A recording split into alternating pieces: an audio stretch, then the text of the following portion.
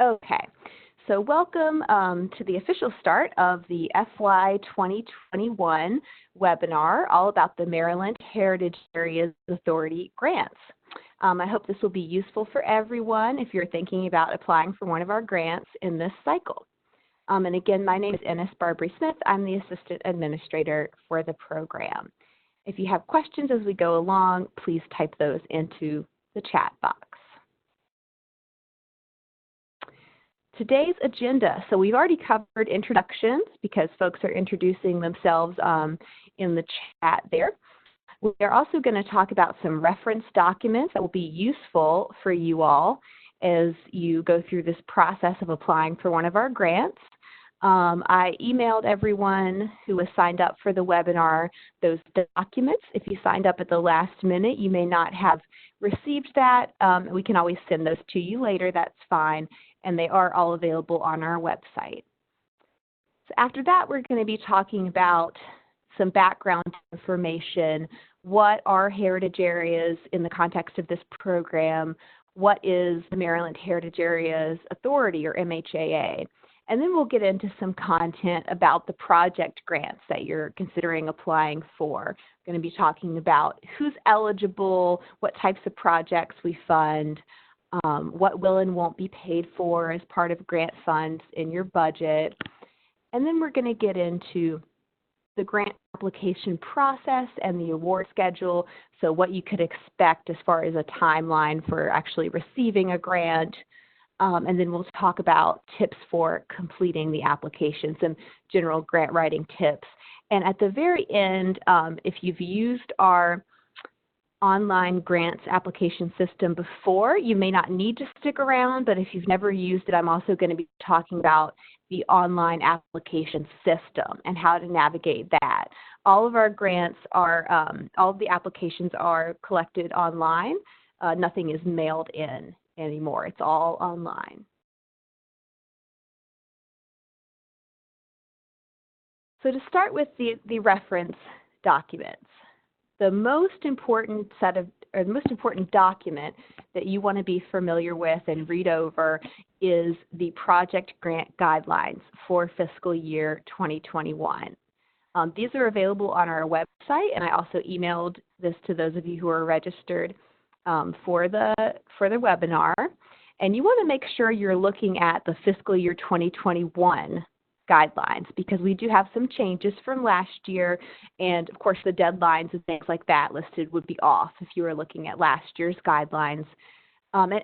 This really is we want it to be your one-stop shop for everything you need to know about our grants program and about the application process.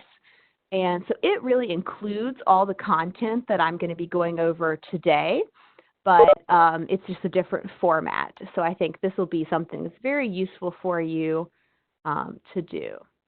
And it doesn't really include the grant application tips, but it includes all the information about our program.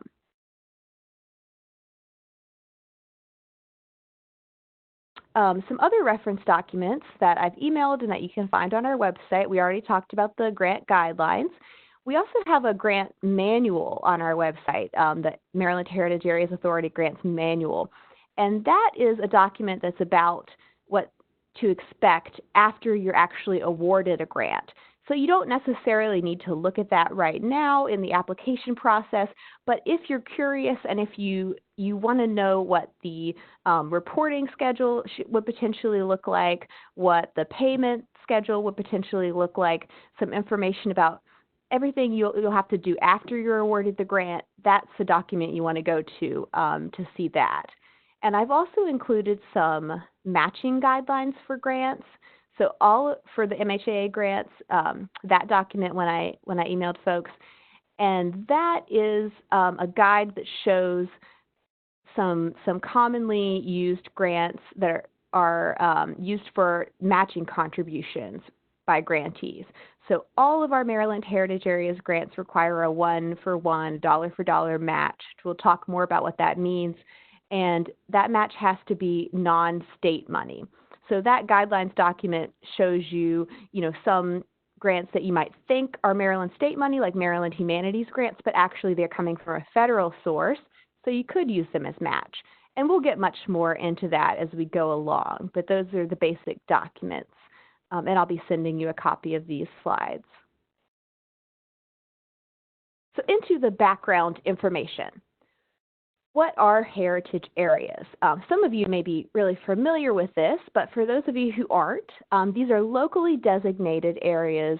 So they're initiated, they're conceptualized often at the county level, and then they're certified by the state. There are concentrations of heritage and education resources for visitors and residents. And there's 13 of them across the state of Maryland. You can see a pretty small map there. We're going to see a larger version of that here in a moment. But you can see they all look different. They're all mapped out differently. Some of them are following scenic byways. Some of them are including big swaths of landscape across multiple counties. Some more information about heritage areas. This is some language that you'll see in our strategic plan and on our website that we like to use to sort of summarize the purpose of the program. Heritage areas support the economic well-being of Maryland's communities by preserving and celebrating the state's history, cultural traditions, and natural resources. So pretty broad, through partnerships that promote, support, and create place-based experiences for visitors and residents alike. So again, our program is supporting and celebrating projects that have to do with history, but also with living cultural traditions and also with natural resources. Anything that's connected to place and makes those places in Maryland special for visitors and residents. And the phrase place-based experience, another term we like to use for that that's a little more common is heritage tourism. And I actually have a definition of that here on the next slide. This definition is from the National Trust for Historic Preservation, and they define heritage tourism as traveling to experience the places and activities that authentically represent the stories and people of the past and present. It includes historic, cultural, and natural resources. So again, echoing that all-encompassing definition of anything that's connecting people with places, helping them learn more about those places and enjoy those places, though that is what we're defining as heritage tourism and as place-based experiences here. And those are the types of things that we want to see our grants supporting. This is a larger view of the heritage areas across the state of Maryland. And as I said before, you can see they all look different because they're all conceptualized differently at the local level. Each of them has their own management plan. One of the first steps that you want to take if you're thinking about applying for one of our grants is figuring out which of these heritage areas you're in. You do need to be within the boundaries of your project, I should say. Your project that you want to do and get funding for needs to be within the boundaries of one or more of these heritage areas in order to be eligible for a grant.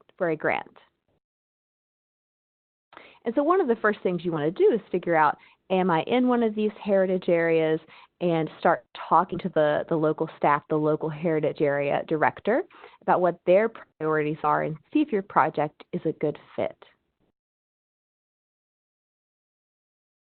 The Maryland Heritage Area Authority has some broad program goals. I'm not going to go too far into these here, but the three main goals are developing heritage tourism product, building partnerships, and also sustaining regional identity. And many of our grants are about these things. They're about building partnerships, and they're about developing those heritage tourism products. So they're not so much marketing, although marketing can be a component. The grants that we fund are actually about creating the experiences that then can be marketed.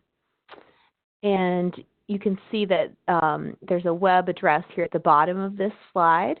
That web address would take you to our Maryland Heritage Areas Program Strategic Plan, where you can read more about these program goals and be able to determine, is the project that I'm considering, is it really supporting these program goals?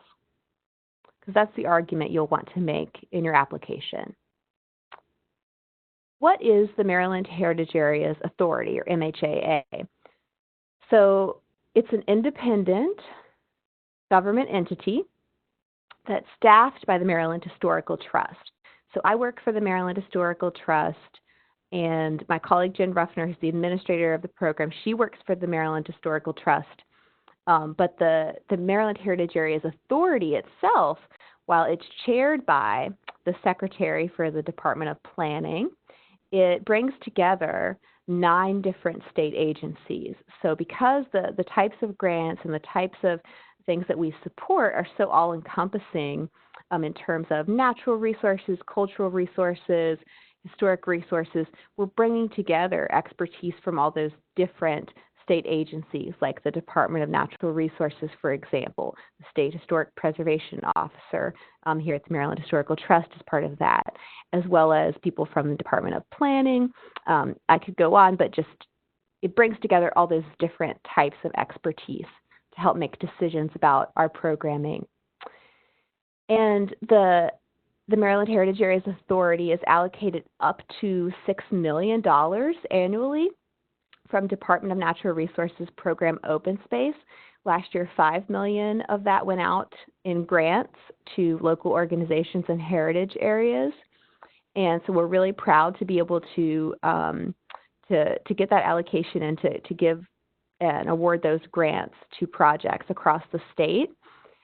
We never know exactly how much is going to be in the budget until it's finalized, but we're hoping that we would get a similar amount of money to award grants for this year.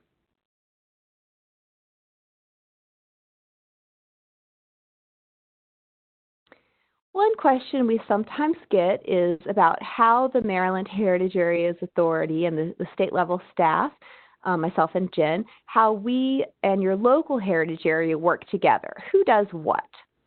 The Maryland Heritage Areas Authority at the state level provides and administers the project grants, which are the grants we're talking about today. These are larger grants that are up to $100,000 and up to $50,000 if it's a non-capital project. We'll get more into that, but these are the larger grants. And MHA also awards the funds to the heritage areas that are then used for their mini grant programs, or sometimes referred to as seed grants. And the local heritage areas will, they administer those mini grants. They have the whole application process in-house for those smaller grants. And they provide assistance to applicants in completing the larger project grant application as well. And the local heritage area will rank your project grants and will score those locally with their committee before even passing them on to state review. So it's really important that you, as an applicant, would understand your local heritage area's priorities and be in contact with them throughout this process. And of course, the local heritage areas do much, much more than that. They provide technical assistance throughout the year to organizations, and each of them has a different set of programming. Now, you may be wondering, so I thought maybe I was in a heritage area, but am I really within the boundaries of one of those heritage areas? Well, you can check this online, or you can contact us and we can help you check if you run into any difficulties with this. But you want to go to Maryland Historical Trust's website and to the mapping system called Medusa. You can see the web link here on the screen. And you can it's also linked pretty well if you just go to Maryland Heritage Area, or to MHT's general site. You should be able to find it. Then, in order to actually see the heritage areas layer, you have to go to the Layers tab, which we have circled here on the screen. Let me see if I can get my highlighter to work.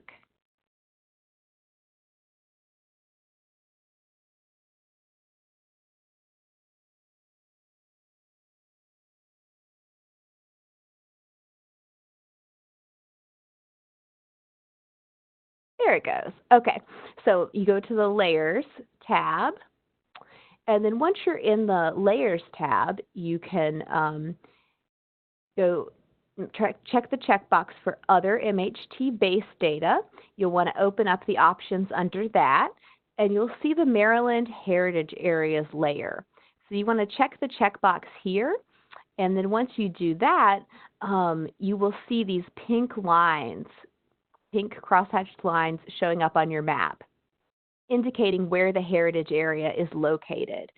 And you can see that that's, it's very detailed. So it's showing down to the street level where the heritage area exists. And then you can put in the address for your project in this address bar up here, and you'll be able to zoom in. It should take you right into where you're looking at, and you can see whether you're within the boundaries of one of these heritage areas. For larger projects, sometimes most of the work they're doing is in the heritage area, and there are a few pieces of it that are outside. If you have any questions about whether your project is eligible based on the boundaries, please let us know, and we will be able to help you with that.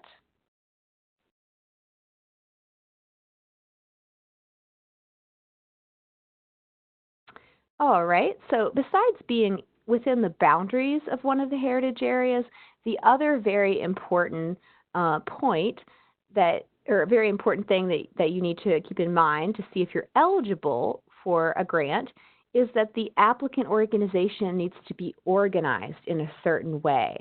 So you either need to be organized as a nonprofit or some type of government entity, whether that's a local jurisdiction, a local county or city government, or a state agency or a federal agency like the Park Service. All of those different types of organizations can apply for our grants and would be eligible to receive funding. Private businesses and individuals are not eligible to apply. If you're part of an organization that is working to become a nonprofit, but you don't have that in place yet, you may also want to consider partnering with an existing nonprofit to have them be the applicant organization and sort of your fiscal sponsor for the project.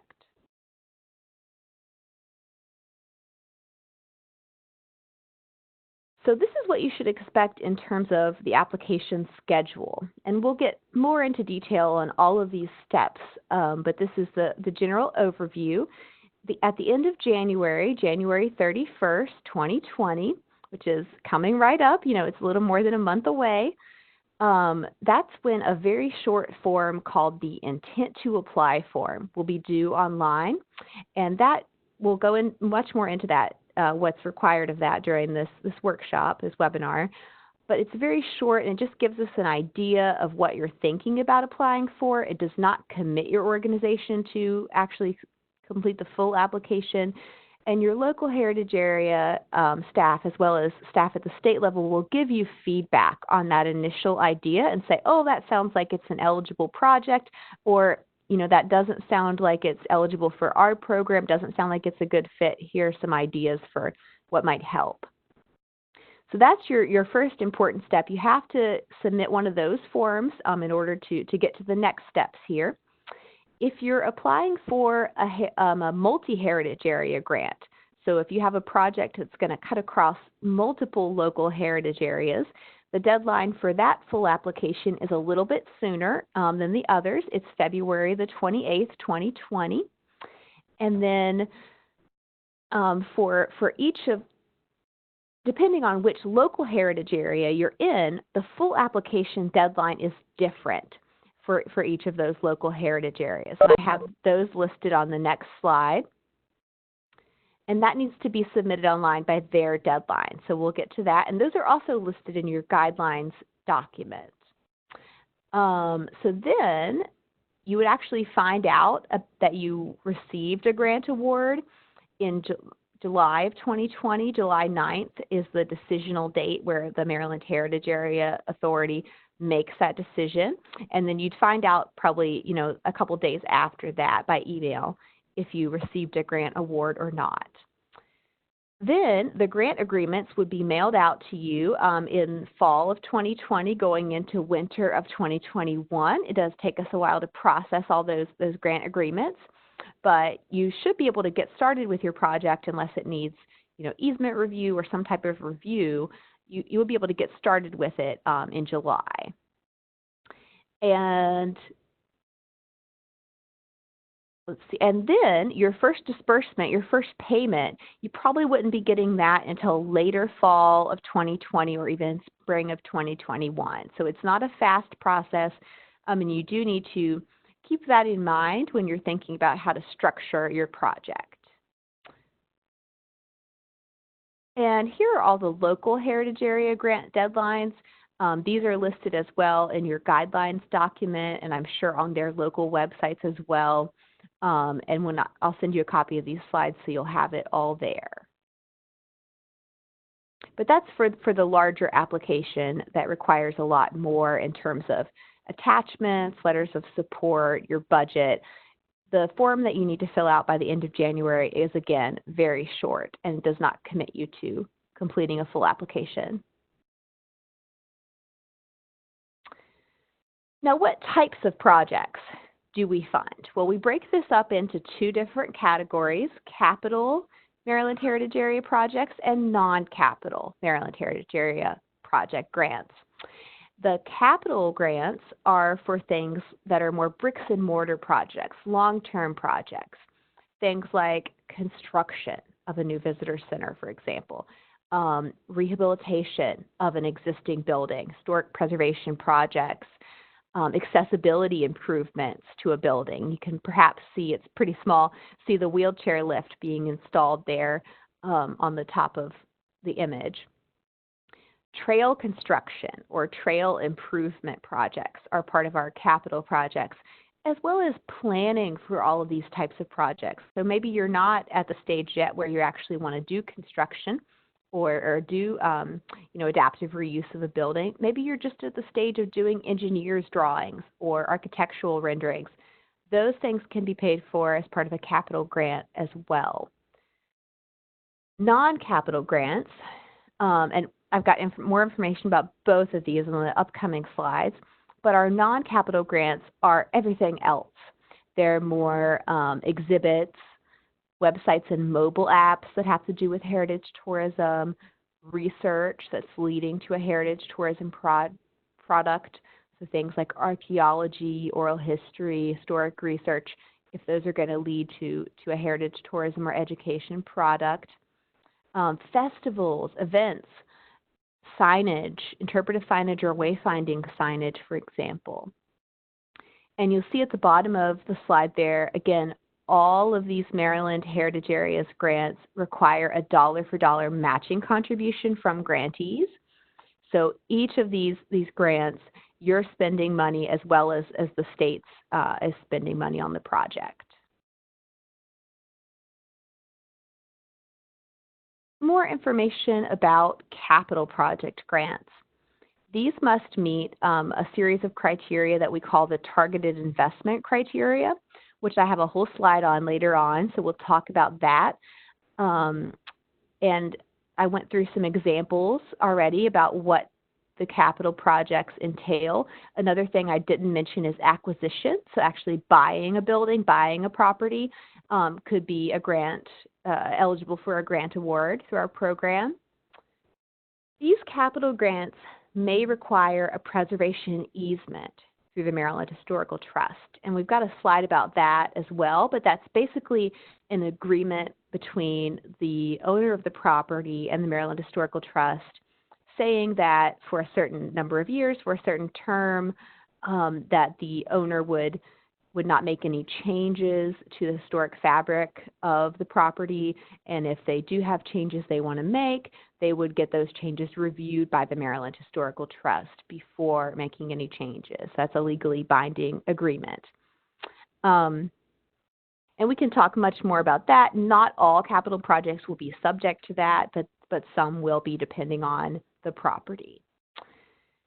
And all of these projects, because state money is involved, they're all subject to a compliance review by the Maryland Historical Trust.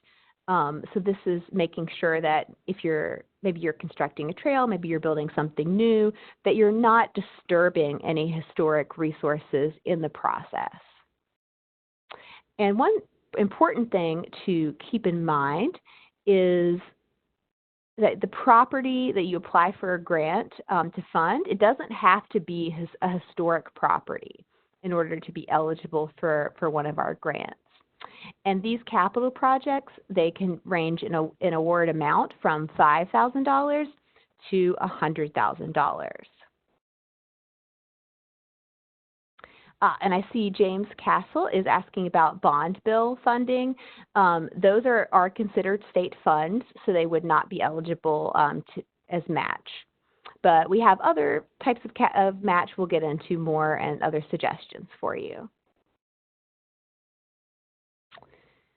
So the Maryland Historical Trust Preservation Easements. I already mentioned that as a condition of your grant, when you sign that grant agreement, that contract with the state, the Maryland Heritage Areas Authority may require that you convey a term historic preservation easement to the Maryland Historical Trust. So it's for a term of years.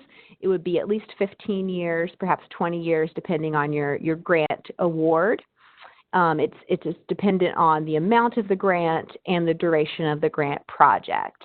And you can look at our grant guidelines for more information on this. And if you have any questions about whether your property would fall into this category, then you can also ask us directly, and we'll try to help you and talk with MHT staff and see how likely it would be that they would require an easement. But as you can see from the slide, this is only subject to, or MHA capital grants are subject to this. Non-capital grants are not.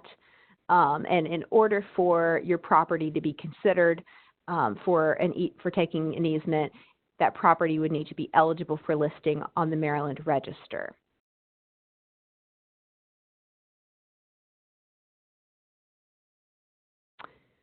Non-capital project grants. So again, these are activities like planning, interpretation, events, festivals, exhibits, brochures, technology like websites or mobile apps, archaeology or other types of research that are leading to heritage tourism products, wayfinding signage.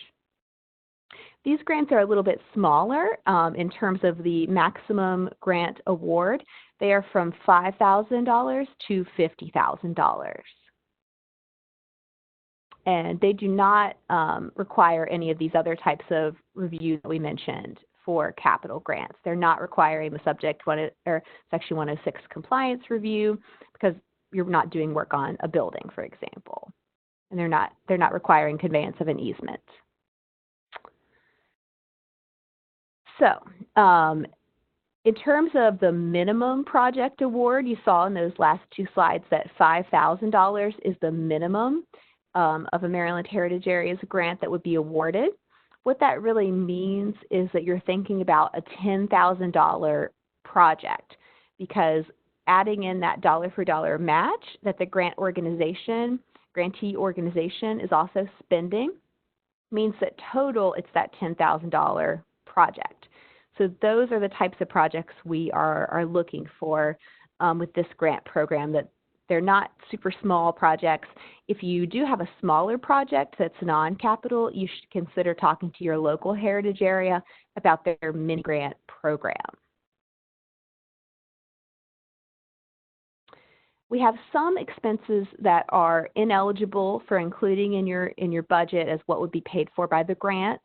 And you can see each of these actually has a caveat under it. So each of these ineligible expenses can be included in some way depending on the circumstances. So let's go through this.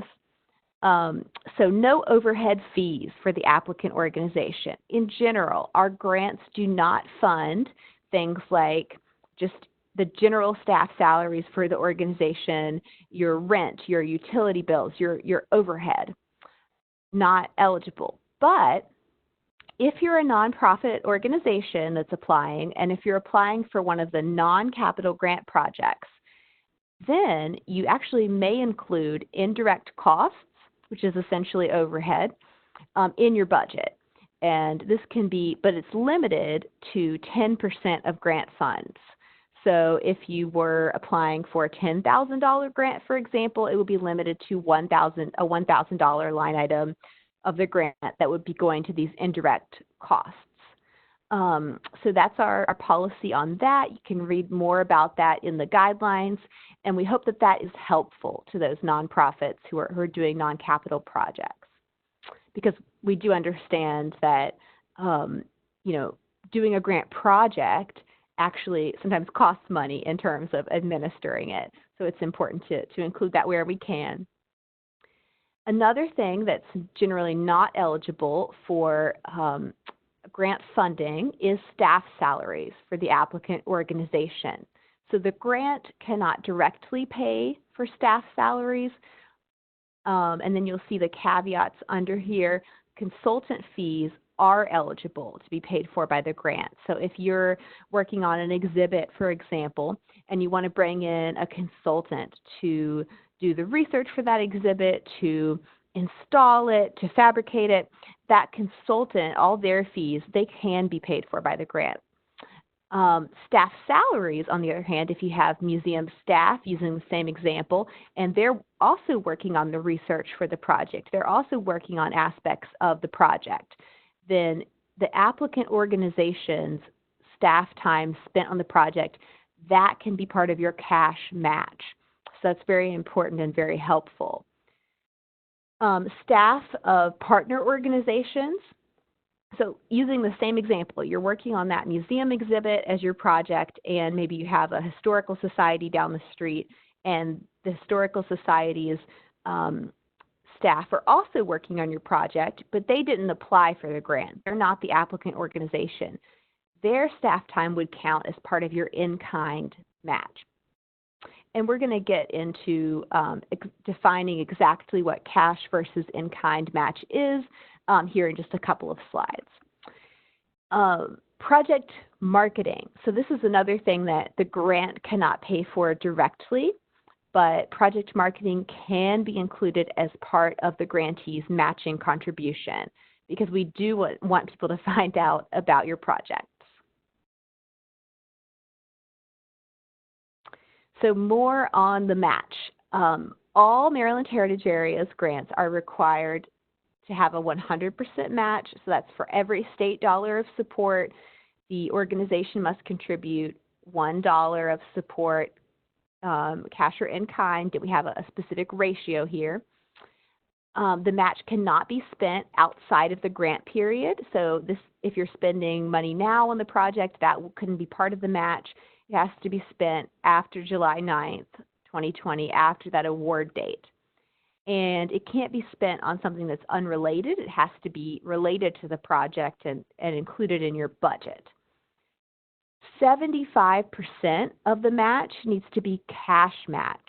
And that means, cash expenditures that your organization is spending from some kind of non-state source. It could be from your organization's budget, or it could be from a federal grant or a local grant. But cash that's being spent on services, materials, things for your project. Again, applicant staff time that's spent on the project, those hours, that can count as part of your cash match as well. In-kind match, that's limited to 25% of what's required, and that can be volunteer time on the project, donated or discounted professional services, donated or discounted materials. So if you have a plumber who you're working with and they say, well, I'm going to give you, it's a $5,000 project, but I'm going to give you $2,000 off because you're a nonprofit. I think you're doing important work. You can get that discount documented. That can be counted as part of your in-kind match if that plumbing was part of the project, for example. And then when you're building your budgets, we also ask that you include any kind of overmatch or other project costs, anything that's above and beyond your match. So maybe you have a $5,000 project, you have another $5,000 in match, but you have even more volunteer hours, for example, or even more donated or discounted services that are going over that 25%. Anything that's spent on the project, even if it's above and beyond your match, we want to see that in the budget, and that will help us make the argument that our grants are leveraging more money from private or non-state sources. And I keep saying non-state. We have down here at the very bottom of the slide, other state funds, like a bond bill, for example, are not permitted as use or for use as the grantee's contribution or match. I do want to say, since we're on the topic of match, that this ratio of the in-kind to cash, we're thinking about ways to make this a little more flexible because we do understand that match can be a barrier for our applicants. So if you're listening to this now and you decide you're not going to apply for one of our grants because of the matching requirements, we would welcome that feedback. We want to understand when people are making that decision because we do want to try to reduce those barriers where we can, and we want to understand what they are.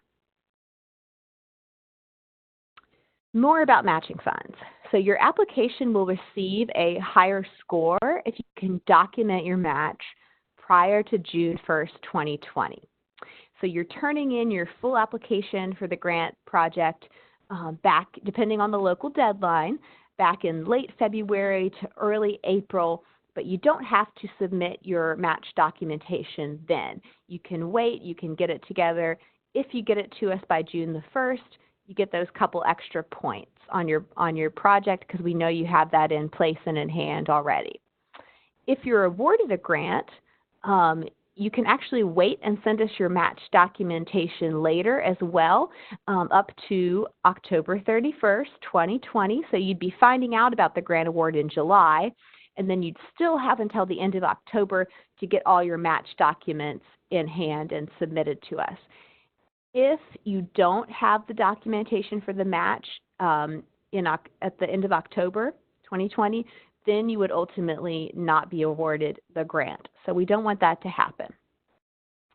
The documentation can include the following. It can be an award letter from a non-state grant, a letter of commitment from a donor, money, services, or staff time. It can be an approved budget from a non-state governmental agency. So maybe you can get your county government, for example, to include, or city government, to include your project as a line item in their budget because they're contributing. That would be a proof of match we could accept. Also, your organization might just have funding on hand for the project. So you could show us a bank statement showing that you have that funding, have that cash to contribute to the project.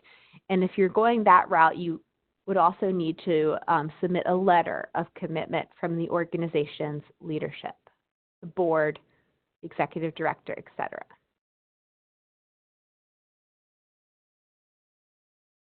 I think I've mentioned this to some extent, but one important note is that all eligible projects must be consistent with the local heritage area's goals and with the local heritage area's objectives and strategies.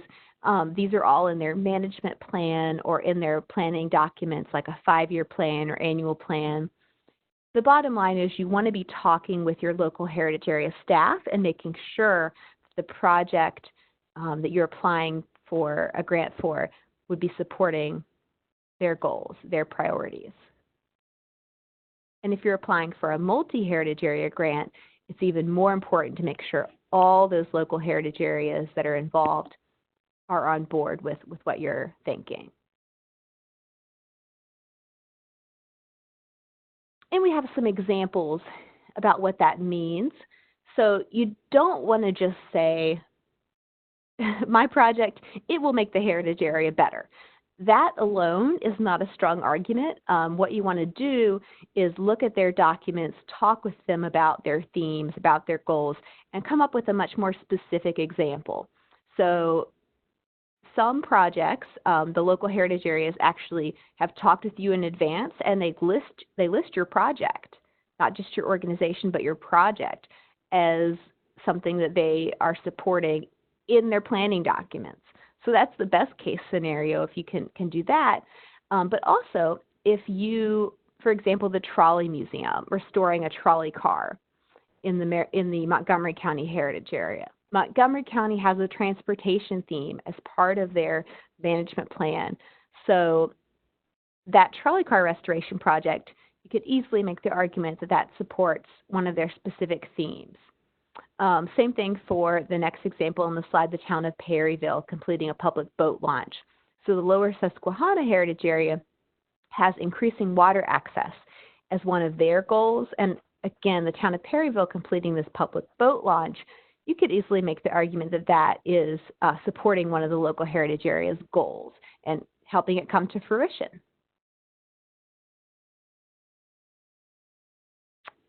Now, the review process and the criteria that your project will be scored using. We don't want this to be a mystery at all. We want this to be transparent, how your project will be scored, what we'll be looking for. So you can actually look at the project grant guidelines for fiscal year 2021. You can turn to page 12 through 14. The form itself is on pages 13 and 14 of the guidelines. And you can see the exact form that the state level reviewers will be using when they score your project. And you could even go through and score your own project based on this form.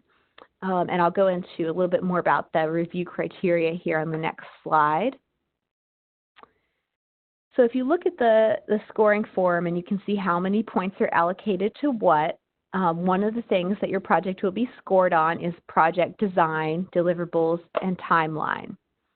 So the reviewers will be considering, is it clear what the deliverables and outcomes for the project will be? Is it clear what methodology the grantee or the applicant is using to get to those outcomes and deliverables? Does the timeline seem realistic? Questions like that. And you can see that all on the score sheet. You'll be scored on your budget narrative, and budget documentation. And this is a really important part of the grant application. This is something that the reviewers have talked about most often in the past as where they think applications are weak or where they think applications are a bit lacking. So you want to spend time on developing your budget narrative, and documentation. And we have an Excel sheet form that you will download as part of the application process to fill out. And in the guidelines, we have an example of a successful budget that you can look at. Some of the questions reviewers will be asking when they look at your budget are things like, are all the items in the budget clearly related to the products and activities that's described in the scope of work? Have they included everything in the budget that they need to get this project done? And when we talk about budget documentation, we're talking about, you don't want it to seem like you just pulled these numbers out of the air. You want to be able to show that you did some research, you did your homework, you got estimates for the different budget line items, and you can upload those estimates. You can upload materials you find online or from vendors as part of your budget documentation, showing sort of a backup that you got those numbers from sources and you did your research. Those numbers can change. We understand even with the best researched budget, sometimes the numbers will change. We're not going to be held to those exact numbers, but it's useful to show you've done the work. In terms of urgency, the reviewers will be asking themselves, is it critical that the project is accomplished within this limited time frame of the grant? Does the project present some kind of special opportunity?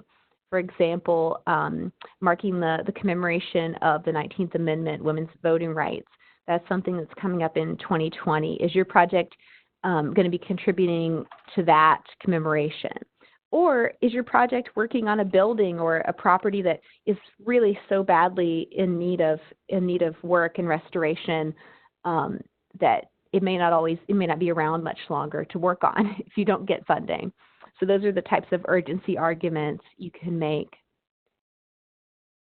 Of course, we're going to be looking at, does your project support the Maryland Heritage Area's goals, which we've talked about, and does it support the local heritage area's goals?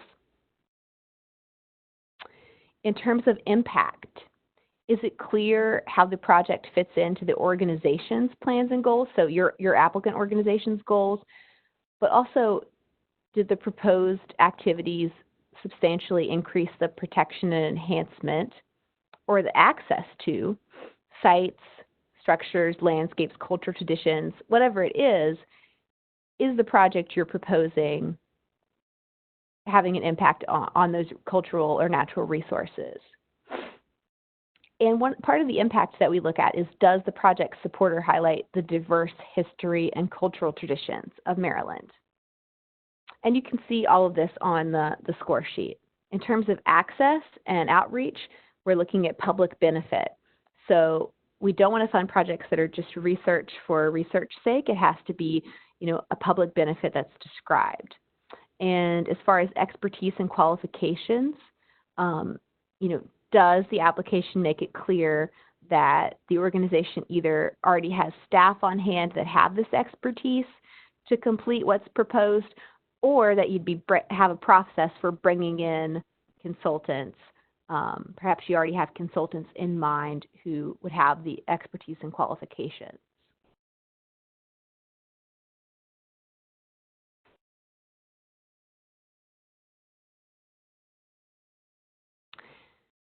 And another thing that will be scored more heavily locally is, again, that consistency with fulfilling the local heritage area's goals. I really can't say that enough because that's very important.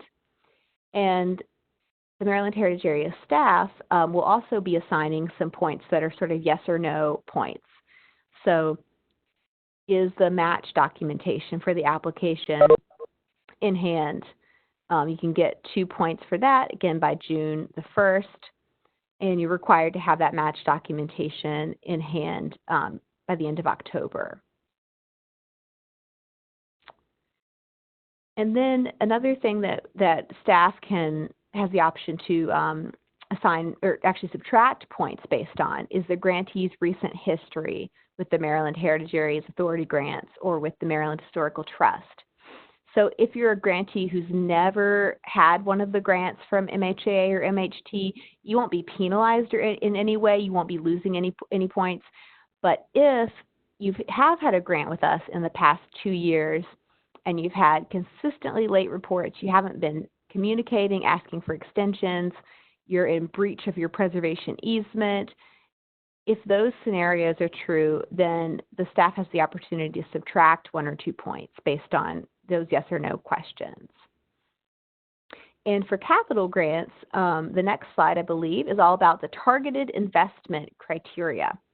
So capital grants have the opportunity to get an extra point based on this. All capital grants have to meet the first 2 bullets that we have here, that the project needs to be contributing to and fulfilling the priorities of the local certified heritage area, and that all of the capital projects need to be leveraging public or private investment in heritage tourism resources and creating economic development through that. So all capital projects need to meet those. Most of them that we have applied, they usually do meet those because of the way that it's set up. But if you have any questions, you're worried that your project doesn't fit into those, let us know. We can talk with you about that. And then capital project applicants have the opportunity to get an extra point if they actually meet 2 of these additional criteria that we have listed here, 1 through 4. So, and you'll have the opportunity to answer all these questions in the application and let us know, based on, does your project overlap with other local, state, or federal areas? So things like arts and entertainment districts, local historic districts, main streets. Does your project already contribute to one of these other designated areas because of where it's located? We also want you to be able to make the argument, is your project contributing to other broad-based regional, state, or federal initiatives or activities? So is your project contributing to a national historic trail? Is it contributing to something else that these public entities are working on? And you can make the argument with number 3, maybe based on where your project is or the type of project it is, it's part of a larger concentration of related heritage tourism resources. Or on the flip side, maybe you're going to be a catalyst, like with number 4. Your project is going to be a catalyst for additional investment in the next 10 years because there's really not a lot of heritage tourism opportunity in the area where you're creating a project, but you're going to actually bring other people in as a catalyst. So these will be scored by the staff as well, and if you have any questions about those, let us know. So let's get into some general grant writing tips that you can probably apply to not just our program, but others. One is don't wait until the last minute that seems pretty obvious, but I think it's worth saying because it's something I certainly have done with applications for things, and something we all tend to do sometimes. But the more you can do this in advance, I think the less stress it'll be and the more opportunity you'll have to make it a strong application. Of course, read the grant guidelines before beginning your application. You'll be asked to check a box in our application saying you've read those, so that's important. It's a lot of the same content we're covering today. Ask us questions if you're not sure. So Jen and I are both available by email, by phone. We're very responsive. If you have any questions about the process, about your project, ask us, or ask your local Heritage Area Director as well, because they'll have more information too. And you want to let your project guide your decision to apply. Don't create a project just to get a grant. So the type of project that you're considering applying for, you want this to be something that your organization is already committed to doing. You just need the funding to help do it. I think if you create a project out of, just to try to fit into what it seems like we would want, and you're not really committed to it, that would not be a good scenario, because you may not actually want to finish it. And grants are not free money. They actually do take a lot of work, as you're probably seeing through this presentation. It takes a lot of work to not only apply for the grant, but then to do reporting on it and carrying out the project itself. So make sure it's something you really want to do and that really will move your organization forward. Before you even start writing your grant application and answering our questions, you want to make sure that you and your organization know the answers to these questions we have here about the basic project. You want to make sure you can visualize, you have a clear idea of what the project looks like before you're even filling out our application. And maybe you have a good idea of what the project looks like, but you want to make sure the rest of your organization is on board too. So have a clear understanding of who will be doing the project, what does success look like, what are the desired deliverables, why, what's the purpose of this project, what's the timeline, how does it fit into your organization's larger goals, things like that. And some more general tips. You want to check your spelling, check your grammar, check your math. Of course, little errors like this probably will not make or break your application, but I think the more you can be in the good graces of the reviewers by making things easy for them to read and making everything make sense, the better. So check all those things. One thing we've heard from our reviewers before is don't use all caps, all capital letters. It seems like, oh, maybe that's a good way to emphasize things, but it actually feels like you're shouting, you're yelling at us, and it's a little bit harder to read your application. So we don't recommend that. Have someone who's unfamiliar with your project read through your whole application. And I think that's the best piece of advice I can give, really, is that you really want to make sure that someone who has no idea what you're proposing, not a lot of background information about your organization, could read your application materials and understand. So that's an exercise we really recommend. Give your project a unique and descriptive name. So you don't want to name it,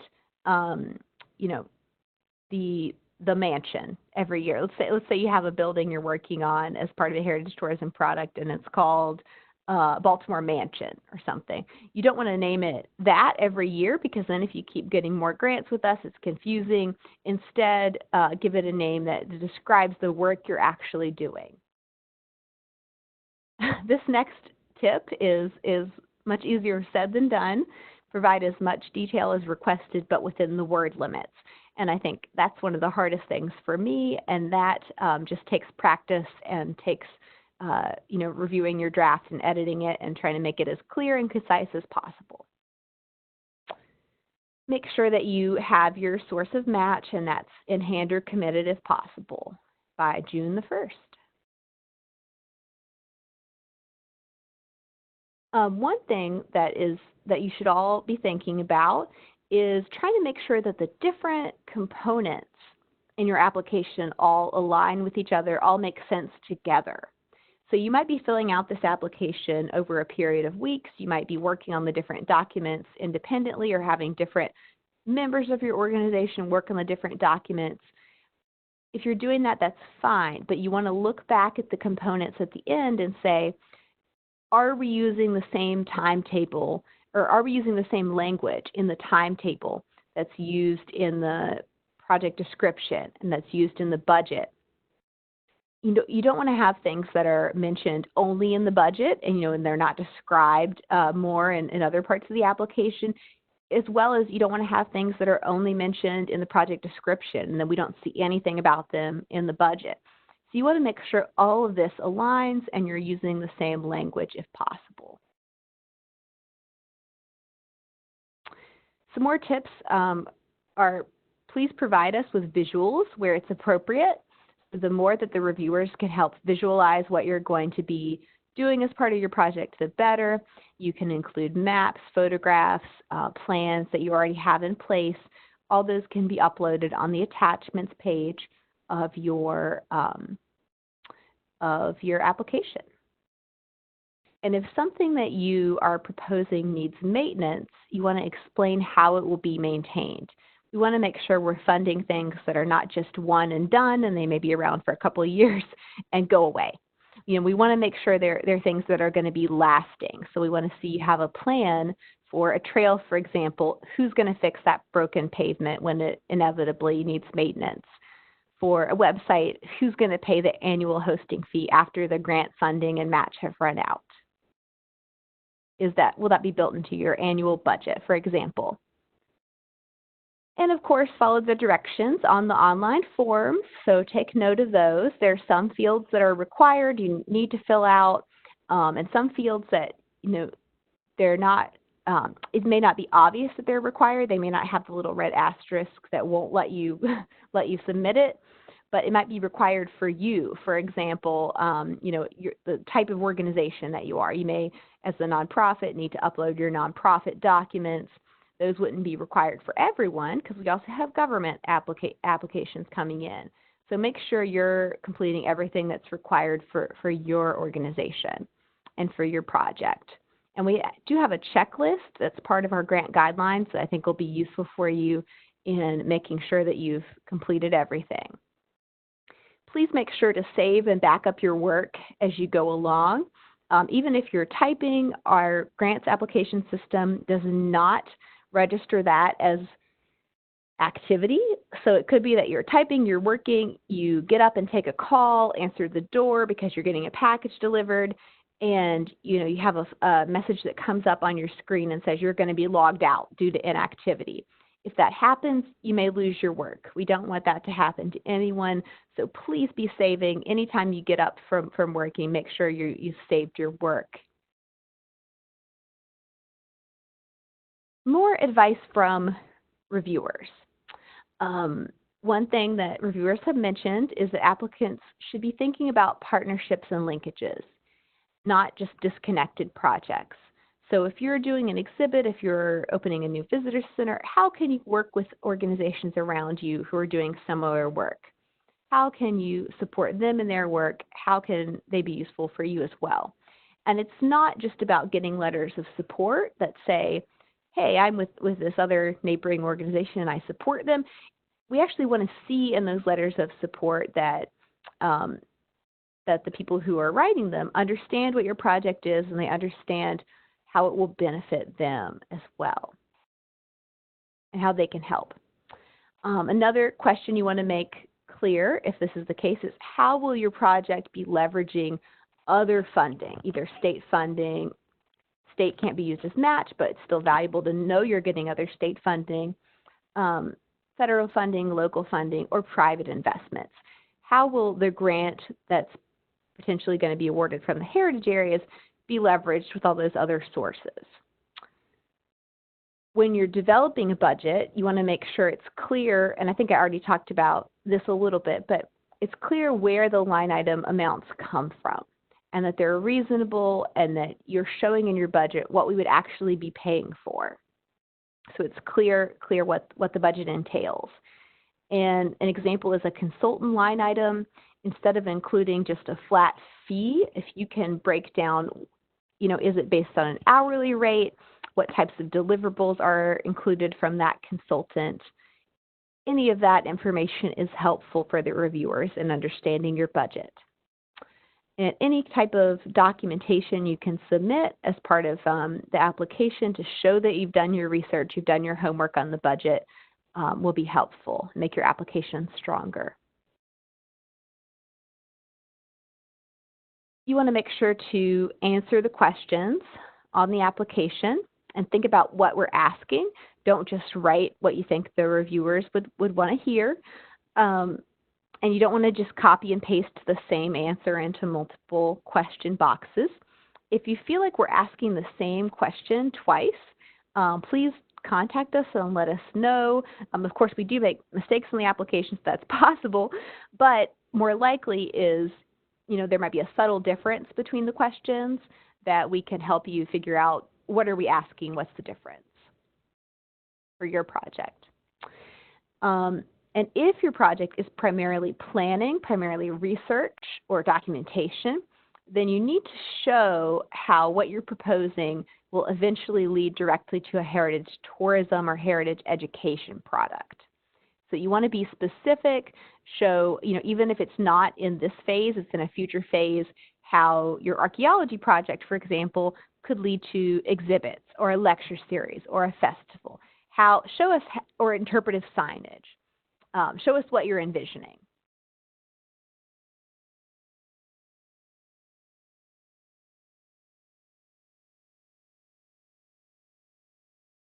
All right, just making sure I didn't skip a slide there. And if your project is located on Department of Natural Resources land, most often Maryland Park Service sites is what we see coming in. If that's the case for you, we have an additional process that you need to go through to make sure that you have approval from the Maryland Department of Natural Resources for your project. So you should get started on this as soon as possible because we do want to allow them some time for review. If your project is taking place on one of the Maryland Park Service sites, we have the contact information right here on the slide. This is also in our guidelines for where you would email that additional documentation to Shane Johnston. If your project is taking place on another type of Department of Natural Resources land, let us know and we'll make sure you get the correct contact information. And again, you do want to allow DNR some time for that review. So I think do this as soon as possible. The best case scenario is that you can submit your DNR approval letter with your full application. And let us know if you're having trouble hearing back or you're not sure if your application went to the right place. We can try to help. At this point, we have gone over a lot of material. Thank you all for sticking with us on this. And I just want to go over some action items you can prioritize at this point. So I know we've talked about a lot, but these are the most important things to do as soon as possible. You need to make sure to submit your intent to apply form by January the 31st, 2020. I think midnight on that date, 11:59 is what we have listed. So make sure to do that on our website. I have a few more slides about how exactly to access it coming up. Make sure to go ahead and read the grant guidelines for fiscal year 2021. And you can use the checklist we provide to make sure you're doing everything as you go along, everything that's necessary for an application. Go ahead and talk with your local heritage area staff and figure out how your project aligns with their goals. That's going to be very important for forming the project. And if you do, if you're going to be seeking letters of support, which we recommend, from legislators, from other partners, please get those requests into their offices as soon as possible because you want to give them some time to draft those letters to make a really compelling letter for how your project will benefit them or the area. And our deadline for receiving those letters of support is a little later, but you still want to get those requests in as soon as possible so you can get them uploaded with your full application if possible. If you are working on a capital project and you're required to submit a property owner letter. So especially if your organization is not the owner and you're renting or you're working with another property owner, make sure to ask them for that letter as soon as possible. We have a template for that in the guidelines document as well. And if you are doing a project that's on Department of Natural Resources land, make sure you have that form submitted to DNR so they have time to review. And of course, start building your budget. Start getting those estimates. Start doing the research so you have a clear idea of what you're asking for and how much to ask for. The next couple slides are about how to access that intent to apply form that you need to submit by the end of January. You want to go to the Maryland Historical Trust's website, which you could just Google Maryland Historical Trust and navigate through funding to the grants page. Or you could use the web address that's listed here at the top. See if I can get my highlighter back. Yep, so use this web address here to get directly to this page. Once you're here on the grants page, you'll scroll down and you'll see FY 2021 Maryland Heritage Areas Program Grants. This gives you that basic information about when the intent to apply is due. And when you're ready to begin a new intent to apply form, you want to click this blue here, right here, and start that form. All right. When you go back to, if you don't finish this all in one setting, you actually will have to go to a different place to find your saved intent to apply, which I'll show you in a moment. But when you're ready to begin the new form, this is where you go. Once you get logged in or set up some login credentials, you'll get to the form and you can see how short it is right here. All we ask you for is a project title. What type of project are you requesting funding for? Is it capital or non-capital? If it's some of both, go ahead and check the capital because that will trigger the appropriate reviews for your project. And we want to ask for a project description. This is a word count of under 300 words, so very short. What are you thinking of applying for? How will it benefit your local heritage area or heritage areas? If your project will be in multiple. And we will ask how much you're requesting. Again, the minimum is $5,000. And we'll ask the cash match. How much cash match are you expecting? How much in-kind match are you expecting to submit? Again, the cash match needs to be at least 75% of your match. And all of this can change. That's very important. You can give us your initial idea here in the intent to apply, but when you fill out the full project application, all of this can change, even the amount you're asking for. We recommend that you print a copy of your intent to apply before you submit it. And once you click Save and Finish Later or Review, you'll eventually, after review, get to a button that says Submit. So that's important. Make sure you actually submit it. Don't just save it.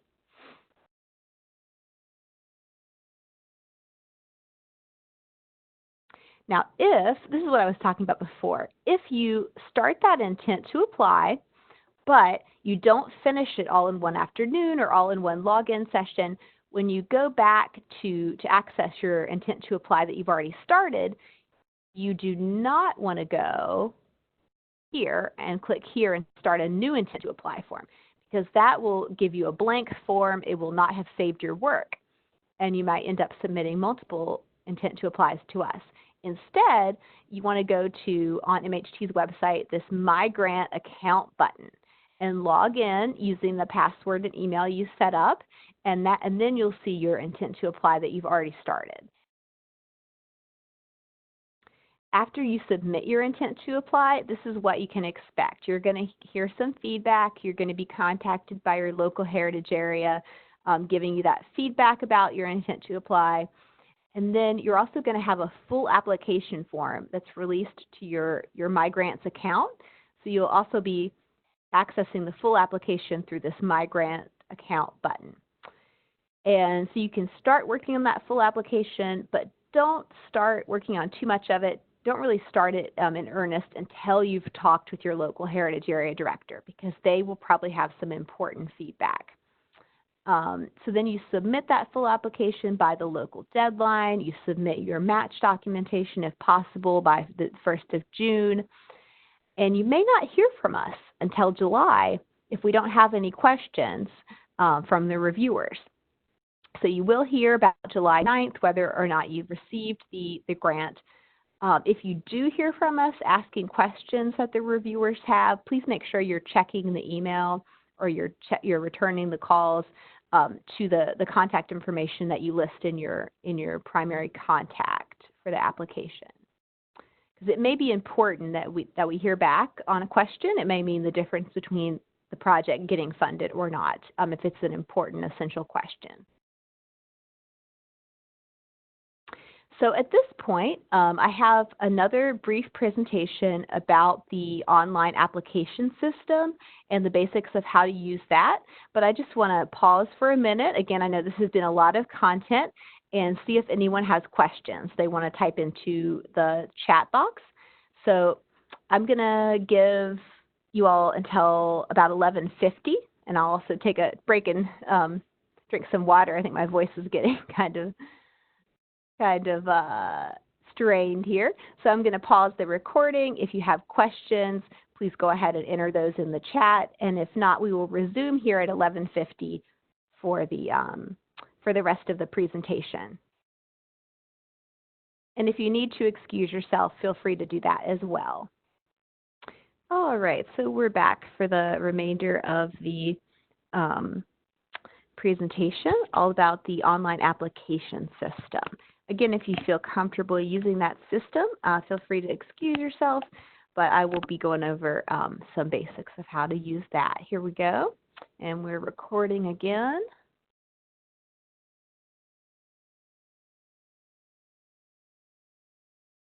So we already looked at what that system looks like a little bit on the slides about the intent to apply form.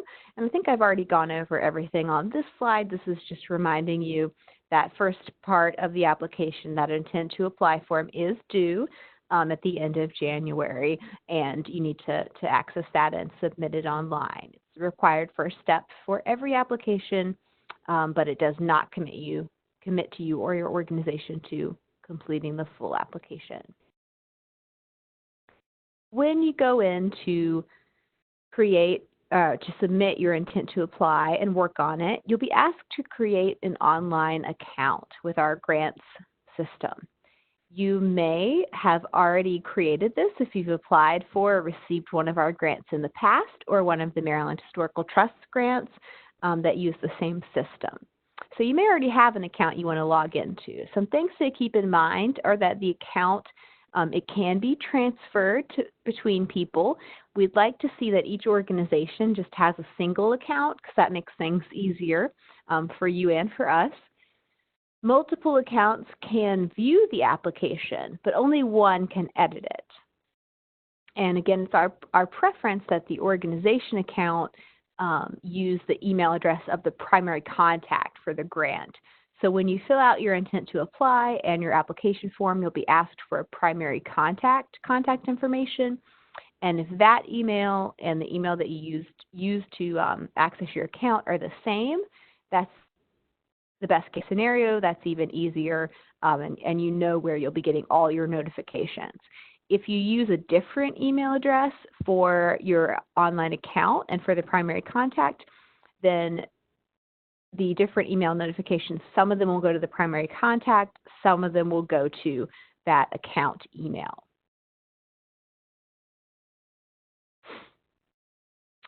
And you can see here when you're asked to sign in that you may need to select the button for new applicant if you don't have an account with us already. If you already have an account, you can go ahead and fill out the email and password. If you've forgotten your password, you can also click this Forgot Password link, and you can reset it. You'll get a temporary password that comes to your email address. When you create your online account, this is what the message will look like. If you're creating a new account, just writing your email, writing in that email again to make sure there are no typos. Same thing with the password. And when you complete our intent to apply, we're going to ask you a couple questions to make sure that you're eligible to apply for one of our grants at the Maryland Heritage Areas program, because we want to make sure that someone who's not eligible because they're not located in a heritage area, or maybe they're not organized as a nonprofit or a government entity, that they're not wasting their time by completing this. So we're going to ask you those questions. Are you located in a certified heritage area? Choose which one. And then if you are going to be doing a multi-heritage area project, you can just choose one of the heritage areas when you're asked this eligibility question. It doesn't allow you to choose multiple ones at that stage. And we'll be asking you, are you a nonprofit, a local, state, or federal government, or are you a private business or individual? And if you answer that you are a private business or an individual, for example, you'd be told you're ineligible. Then, so once you get past your intent to apply stage, you've submitted that, eventually you're going to get this full application form sent to your grant account. And this is what it'll look like. It will have it'll be much longer than the intent to apply for. The application form has all these multiple tabs at the top that you can go back and forth between and fill out different parts of your application.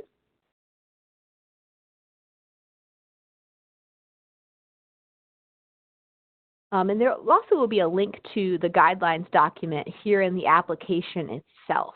So if you're ever having trouble finding that, you'll be able to see the guidelines there as well. Some general tips for using the online application system.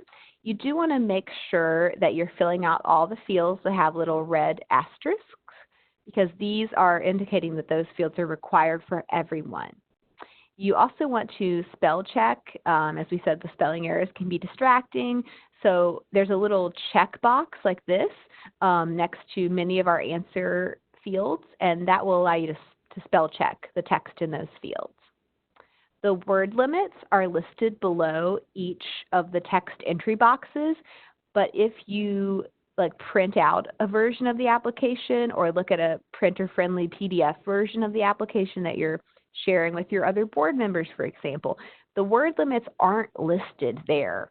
So they're only listed when you're actually completing and filling out the application. So that can be frustrating for folks if they write a longer answer and then they have to shorten it. So keep that in mind. When you click next, or when you go to the next page or tab of the application, you are saving as you go along. You can also click the button that says Save and Finish Later, and that'll take you back to the first tab of the application. Our recommendation is that you always have your answers saved in another Word document, like a Word document, for example, Microsoft Word, or a Google document, whatever works for you. But please try to have your answers saved somewhere else that's outside of the application form. So just in case something goes bonkers and you lose your work, that doesn't happen often, but it is a risk. So if you have it saved elsewhere, that's the best case scenario. That's best practices. And this is a closer up view of some of the parts of the application. So you can see the little red star, red asterisk indicating required fields. You can see this little I info box that will give you some helpful hints. And you can see closer up the different tabs here. And if you look on near the top right of your screen, you'll see you have some options here to email a draft of the application or to look at a printer-friendly version. Again, that printer-friendly version does not have the word limits listed. So these are some options for you there. And this is a view showing if you click on the little I, the little info box, it brings up a pop-up like this that gives you some tips or some additional information that might be helpful for answering that question. And you can also see this little red check here. That's where you click if you want to do spell check for this answer field. And you can see at the bottom you have a Save and Finish Later button. You have a Next button to go on to the next tab. When you go on to the next tab, you're also saving. This is what I talked about briefly earlier, that the system will time out eventually. So you want to make sure that you're saving frequently. Even if you're typing, it's not registering that as activity. It registers you changing the tab, changing the page, clicking save, all those good things, but it doesn't register just typing as activity. So if you have to get up from your desk for any reason, make sure you've saved before you get up.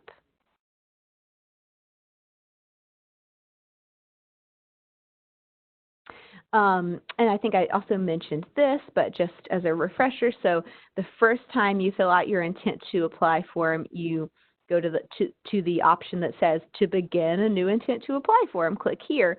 But when you want to go back and access either your full application or your intent to apply form that you've saved, you want to find that actually at My Grant Account.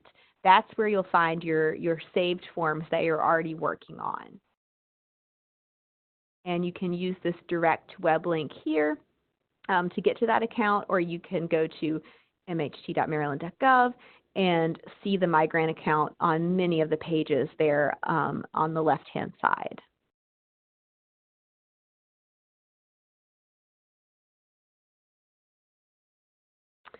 I think we went over this about, with the intent to apply, you might want to print a copy for your records. And you can do that by clicking the printer-friendly version in the upper right corner. When you're ready, you've reviewed it for errors, you want to click Submit, but you won't even see that Submit button until you've clicked Review. And the review will show you if you've missed any of the required fields, and then you'll see the Submit button after you've corrected anything.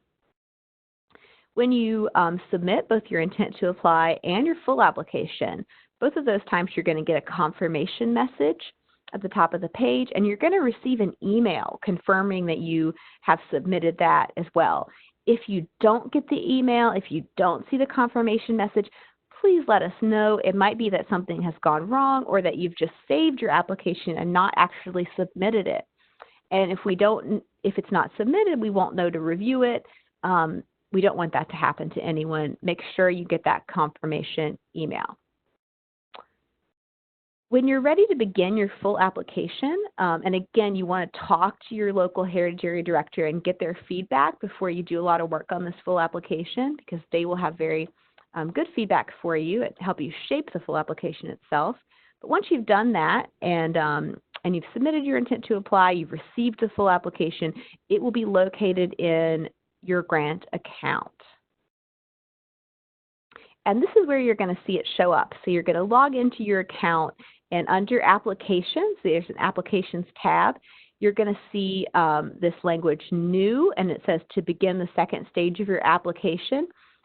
Click on one of the links below. So this is where you'll see the new application showing up. Obviously, this is an old screenshot because it's fiscal year 2015, and we're in fiscal year 2021. So you click on that, and it'll take you into the full application. One of the things that's different about the intent to apply versus the full application is that you need to upload documents as part of your full application. So in order to do that, this is what the process you're going to need to go through. You're going to click Browse, and when you click Browse, it'll open a text or a box to allow you to upload documents from your computer. And then once you've selected the document from whatever folder it is on your computer, you'll see the title of the document showing up here, and that's when you'll want to click Upload. So it's a multiple-step process of browsing, finding the document, then clicking Upload, and then you'll see that the document has actually appears there, and it's part of your application.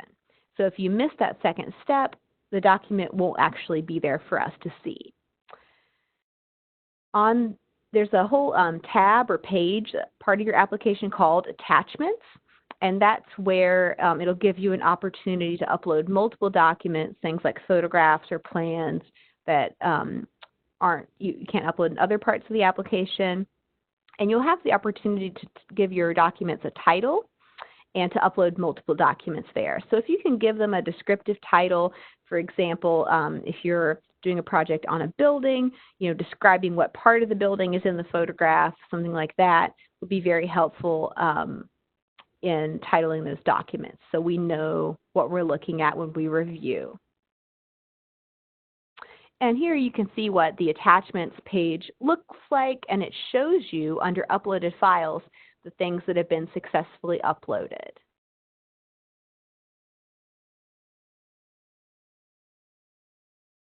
When you're just about done and you're ready to review your application and see if you've uploaded everything, you've answered all the questions that are required, you click on that Review My Application button. And it will show you if you've missed anything. It'll identify it in a list in red. As you can see, we did an example where we missed a lot of things right here in this screenshot. So it'll give you the opportunity to go back and add anything that's needed. And then you'll actually see the Submit button showing up after you've resolved any problems there. And so go ahead and submit it. And keep in mind, I think I may have mentioned this earlier, that while some fields aren't required for everyone, it doesn't mean you should leave those blank. They may still apply to you, so make sure that you're reading all the parts of the application and thinking about, okay, do I need to answer this based on my project, my organization, etc. And when you submit, you'll get that confirmation screen. You'll get that confirmation email. Please make sure you got that. If you check your spam folder if you think it might have gone to spam. If you didn't get it, let us know as soon as possible. And you can't make any changes to your application after you submitted it unless the local heritage area requests that it be released back to you. So many of the local heritage areas will give you feedback and release your applications back so you can make changes. But that's not something you as the applicant can initiate. It needs to be the heritage area asking for that. And that's all we have for today as far as the online application system. I have my contact information listed here. I have my colleague Jen Ruffner's contact information listed above. So please, if you have any follow-up questions, you might not think of them right now, but feel free to call us or email us at your convenience. Look at all of our materials here. I know I had one request to resend the guidelines document, which I will do.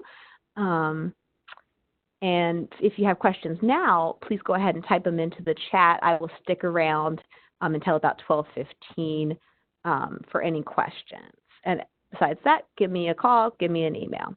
Thank you so much for sticking around and being part of this webinar today. We really appreciate your interest, and we hope that you all apply for our grants program.